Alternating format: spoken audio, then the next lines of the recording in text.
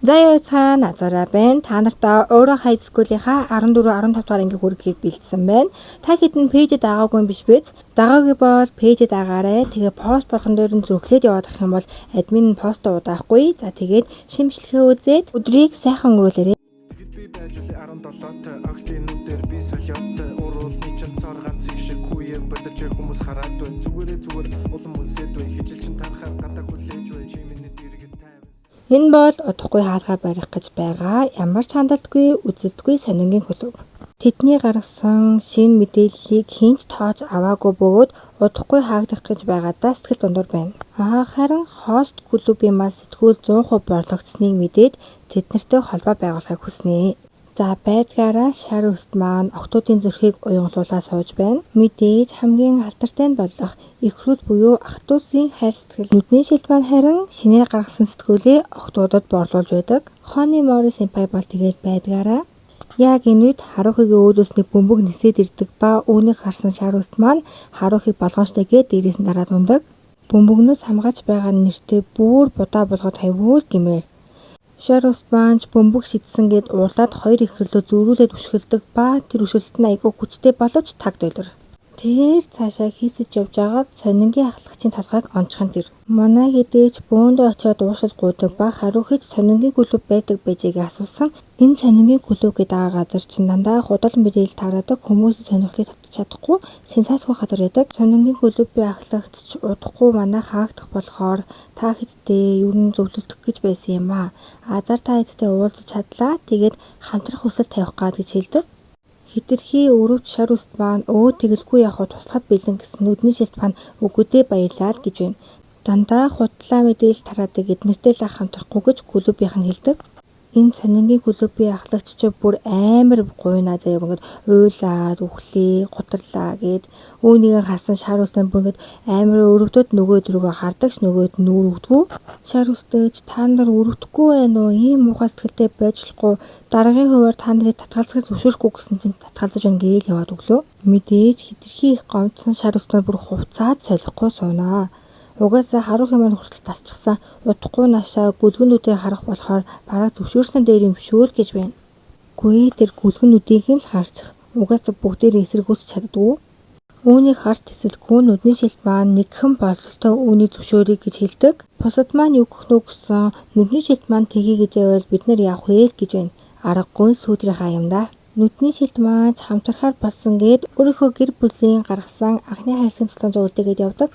Тэгсэн энэ сонингийн клубын ахлагч чинь зүгээр ч манайхтай хамтраагүй өөрийнхөө доор байгаа дүүдээ хамаг ирэх мэдлээ алдахгүй гээд л өөрийгөө дээшлүүлэх гээд ингээд хамтраад байгаа юм билээ. Тэгсэн нүдний шилтийг гарвуугүй шар үстийг мас сүйтгэн л гин шүү. Шар үстийг гээд гарч ирснээс болоод ер нь сонингийн клуб хаагдсан гэж байгаа ч шар үстийг гарч ирэхээс өмнө сонингийн клуб нэр хүндтэй байгаагүй мэн лээ. Тэгээд энэ хоёрыг гэр бүлээр нь сурдуулж байгаад шар үстийн тухай муухай сэтгэл бишгэр болно. Тэгээд чөлөө цагаараа юу хийдгийг нь харах гад утсан чинь манай хэд энгийн хүмүүс тоглоом тоглож байдаг. Манай хэд бүр амар хөвгөлөж байх шиг. Энэ хэд мааж гайхаад тэгээ манай шар ус маань хурж ирснээ энийг энгийн хүмүүс тоглолтын үнэхээр хөвгөлтэй шүү гэж бүр магтаж өгнө. Энэнийг сонин нийтлээд ямар ашигтай юм гэсэн үнэхээр ашигтай шүү. Ерөнхийдөө сонинд иймэрхүү энгийн зүйлэл дутагдаад байгаа гэж байна шүү. Баахан балай юм ярьснаа гинтл Харухигээр өөрийгөө магтуулах байгаа шиг байн хараад байдаг. Шар үстийн тухай муу зүйл олж чадахгүй болохоор Харухигээс мэдээлэл авдаг. Чи хүндэт сурагч байхаа яагаад энэ клубт нэгдсэн шар үстийн тухай муухай зүйл хийж өгөхгүй гэж асуугаад байдаг заяа.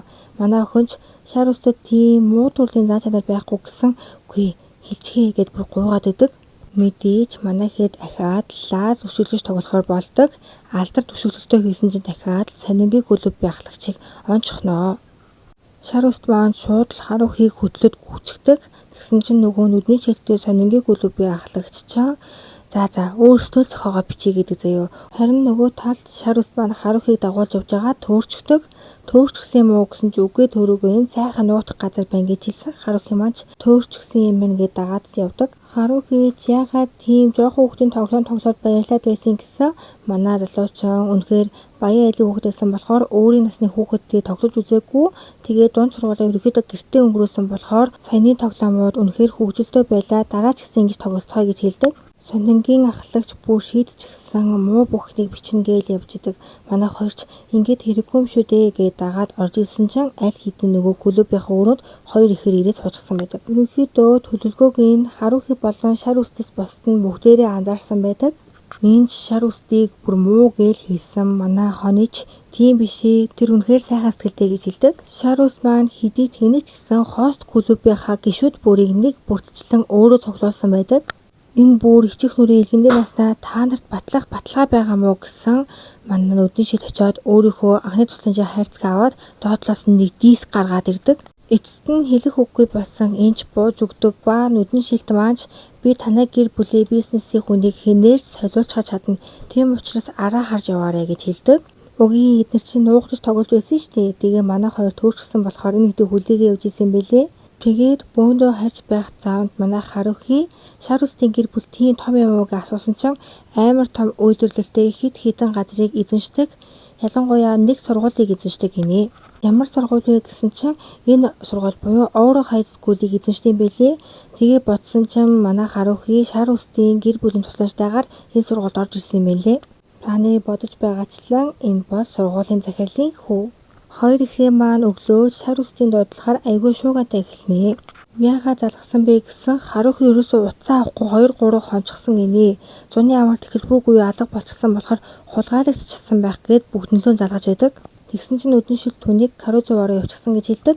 Манай охин зуны амгалтаараа цэрүүн цэнгэг агаартай газар ажил хийх гэж ирсэн байдаг. Хост клубийнхаа гишүүд хэлээгүй учраас нь угаасаа ийшээ ирэх зав байхгүй хэлээ санаагийн зовоогоос жах уу гээд зуны амгалтаа ганцаараа 50 өнгөрөх гээд байж исэн чинь тэр дээрээс нисдэг тэрнээс манай хэд бөөндө хүрээд ирнэ. Энэ зочид буудлын менежер болох Сүзүчи эднэрт айгүй дуртай байдаг. Угаасаа царайлаг хөгөөд айгүй дуртай юм лээ.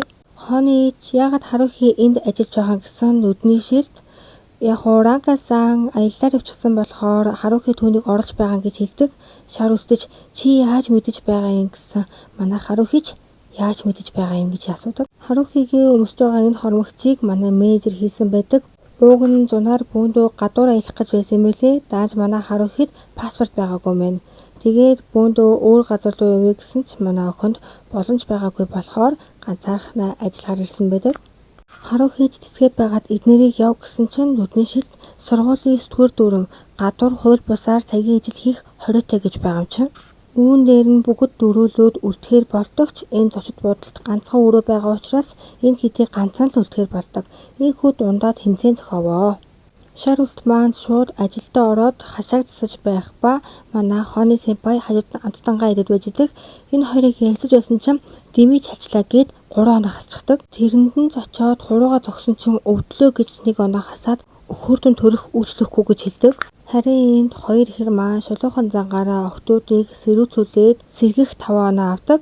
Мори сэмпай болохоор өөгүй сайхан төрхөөрөө бас сэргэх 5 оноо аваад юмчнаа. Энэ сэргэх оноо гэж юу вэ гэхээр охтууд энд сэрүүцэх гэж сэрүүн салхиар амьсгалах гэж ирдэггүй сэргэх сайхан залуу харах гэж ирдэг. Тийм учраас сэргэх оноо их чухал гэж байна. Энэ тэмцээнд манай нүдний шилд ордоггүй. Угаасаа ганцхан хүл байх юм чин үлдээд байх шаардлага байхгүй. Тийм болохоор хоёулаа мөрөөцгий чи хэн яатан гэж бодож байна гэж асуудаг. Хоны сэмпай сэргэг гэхээс илүү өхөөртөн талтай болохоор түүнд боломж байхгүй. Тамаки сэмпай болохоор дуугүй байхдаа сэргэг хэдий ч тэмцээнгээд хэтэрхий хөөрчихсөн. Хоёр ихэр хэдий боломжтой ч бидэнд нэг хар морь бий. Мори сэмпай ялагч болох өндөр магадлалтай ч Хоны сэмпай байхгүй бол тэрийг бань гэдэг худлаа зүгээр л даган хөөрж байгаа гэсэн үг. Ялагчинч хоёр ихэр болох нь тодорхой болсон ч нүдний шилт маань та хоёрыг зүгээр ялуулна гэдэг уйтгартай штэ гээд шар үстэд маань туслахаар болдог. Хоёр ихрийг үнэхээр төгс байгаад нь манай шар үст үнэхээр атаархдаг. Тэгээд бүрэн бууж өгөх гэж байхад нь нүдний шилт маань эренгүүдээ энд чиний чадах ганцхан зүйл бий. Тийм учраас чи түүнийг ол гол нь хөгжмөө зүгээр сонгоорой гэд аймад хүлээд өгдөг.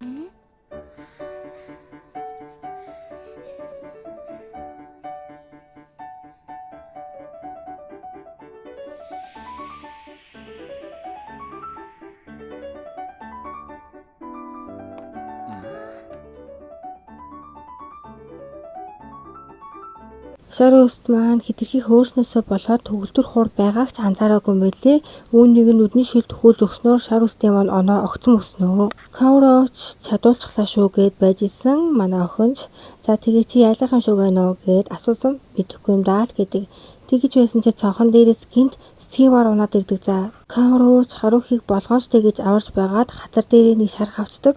Тэгсэн Хикаро гинт гарч ирснээ Кауро зүгөөрөө хацар дээрх шарх чи юу вэ? Битгий хүний санааг ингэж зовоож байл даа гэд ах дүүсийнхаа хайрыг харуулсаар энэ өдрийг ялагч болноо. Шар өстөж хожигдсандаа амар гуталдаг заяо. Тэгсэн яг үндэ энэ ваар унах, гимтэх, жүжиглэх гэд бүгдээрээ хоёр ихрийн төлөвлөгөө байж таардаг. За тэгээ унтаас ирсэн чинь Кауро орон доор арин Хикаро орон дээрээ байдаг. Хүйтэн шалан дээр унтсан Кауро маань ч өглөөстэй. Гүй тэгсний өглөөнийхөө цайндаа айгүй үнтэй хот асуугаад байдаг. Шар өстөж өглөө менежерийг залгасан хэдийн ямаараа энэ хоёр ихэрт онгироостэй. Тэгээд нэг хідэн дөрөв гаргасан байдаг.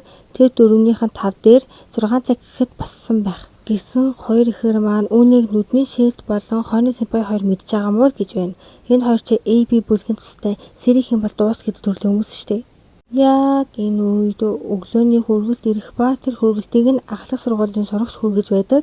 Тэгээд үүнийг харсан манай менежерч хөөх ямар гоё юм бэ гингүүдээ Харухи үүнийг хүргэгч рүү зөөчих гээд очисон чинь манай энэ хоёр бие бинийгаа таньдаг болж таардаг. За яг юу л болох гээд байна да. Манай энэ гурвч айгүй амар хардаж байгаа царайнд харагдаж байгаа зү. 14, 15 дугаар ангийг ярьж хүргэлээ. За тэгээд энэ хүртэл хаантайсан та бүхэндээ баярлалаа. Сайхан ураарай.